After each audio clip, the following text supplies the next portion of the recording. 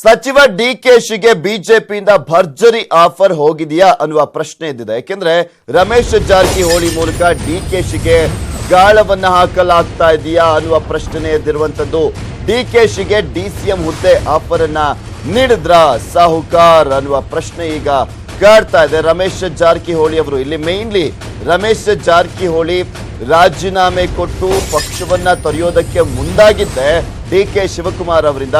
ಈಗ ಡಿಕೆ ಶಿವಕುಮಾರ್ ಅವರಿಗೇನೆ ಸಾಹುಕಾರ್ ಆಫರ್ ಅನ್ನ ನೀಡಿದ್ದಾರಾ ಅನ್ನುವ ಪ್ರಶ್ನೆ ಎದ್ದಿದೆ. ಶಾಸಕರನ್ನ ಬಿಡಿ, ಅವರೆಲ್ಲರೂ ಕೂಡ ರಾಜೀನಾಮೆ ಕೊಡ್ತಾರೆ, ನೀನು ರಾಜೀನಾಮೆ ಕೊಡ್ತೀಯಾ ಹೇಳು ಅಂತ ಸಾಹುಕಾರ್ ಅಂದ್ರೆ ರಮೇಶ್ ಜಾರಕಿಹೊಳಿ ಡಿಕೆ ಶಿವಕುಮಾರ್ ಅವರನ್ನೇ ಪ್ರಶ್ನೆ ಮಾಡಿದ್ದಾರೆ.